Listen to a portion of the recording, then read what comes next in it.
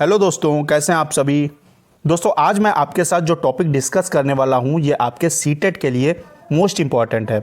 CTET exam इस topic के बगैर पूरा नहीं होता है। तो बात करने वाले हैं आज का जो मोस्ट इम्पॉर्टेंट टॉपिक है वो है आपका बर्ड से रिलेटेड, यानी आपका पक्षियों से रिलेटेड टॉपिक है। यहाँ से क्वेश्चन आपके सीटेट में पूछे जाते हैं क्योंकि आपका NCERT की EVS बुक में ये सारे पक्षियों के बारे में बताया गया है। तो शुरू करते हैं आज का दोस्तों ये वीडियो। पहला जो हमारा पक्षी है वो है मोर। इससे आपका क्वेश्चन सीटेट में बनता है। तो देखेंगे मोर के बारे में क्या है।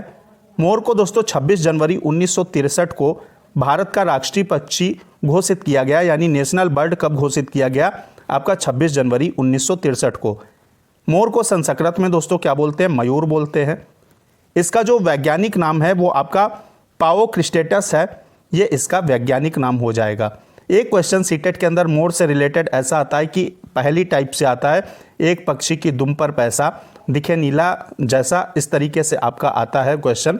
तो वहाँ पे आपका मोर हो जाएगा क्योंकि इसका जो दुम है यानी इसके जो आपकी पूंछ है इस पे क्या बहुत सारे पंख लगे होते हैं और यहाँ ऐसा लगता है जैसे पैसे पैसे लगे हैं। तो इस तरीके से आपका क्वेश्चन आता है पहली के रूप में। अगला पक्षी देखेंगे। अगला पक्षी जो दोस्तों आपका पूछा जाता है वो बसंत गौरी यानी बारबेट है। इसके बारे में देखेंगे क्या है। बारबेट जो आपका दोस्तों होता है पक्षी, वो आपका पेड़ के तने में गहरा छेद बनाकर उसमें अंडे रखता है। यह गर्मियों में टुक टुक की आवाज़ निकालती है। ये आपका बसंत गौरी के बारे में फैक्ट हो गया। अगला दोस्तों आपका जो इम्पोर्टेंट पक्षी है पूछा जाता है सीटेट के अंदर, उसे देख लेंगे।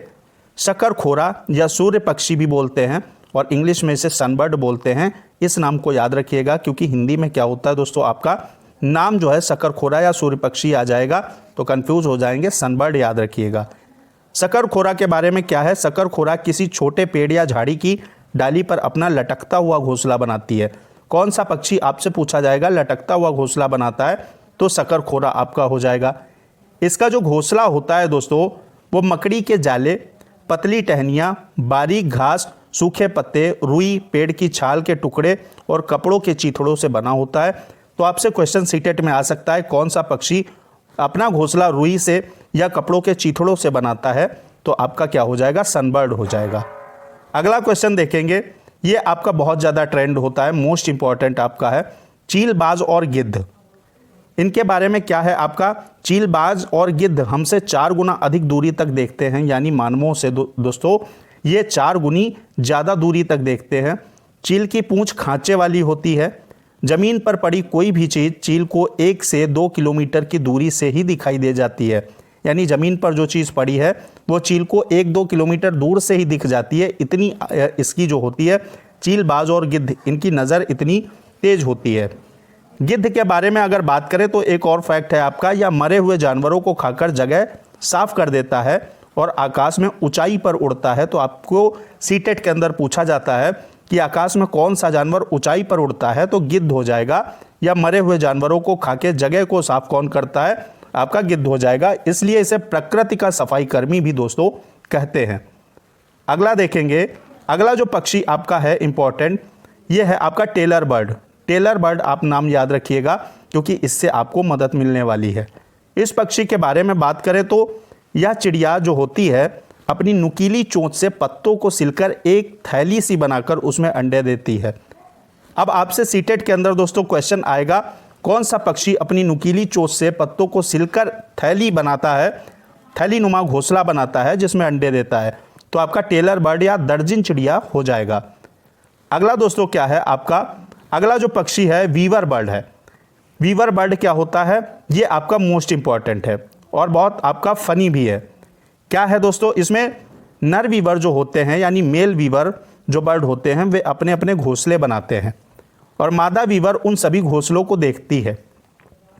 फिर उनमें जो घोंसला सबसे अधिक पसंद आता है किसको, फीमेल वीवर को, उसमें वह अंडे देती है। यानी बहुत सारे आपके जो मेल वीवर होते हैं वो बहुत सारे घोंसले अलग अलग बनाते हैं और फिर क्या होता है, मादा जाती है, मादा वीवर यानी फीमेल आपकी वीवर जाती है और वो देखती है जो सबसे अच्छा उसे लगेगा घोंसला, उसमें वो अंडे देती है।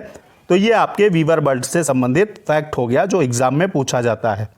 अगला दोस्तों आपका पक्षी जो है वो मोस्ट इंपॉर्टेंट है, फाख्ता के बारे में देखेंगे। चैनल को लाइक, सब्सक्राइब और शेयर तो आप लोग कर ही देंगे। अगला क्या है, फाख्ता कैक्टस के फाख्ता के बारे में आपसे पूछा जाता है। तो फाख्ता दोस्तों कैक्टस के कांटों के बीच या मेहंदी की झाड़ में अपना घोंसला बनाती है। अब सीटेट के अंदर आपसे पूछा जाएगा कि फाख्ता जो है वो अपना घोंसला कहाँ बनाती है या कौन सा पक्षी कैक्टस के कांटों या मेहंदी की झाड़ में अपना घोंसला बनाता है, तो आपका डव यानी फाख्ता हो जाएगा।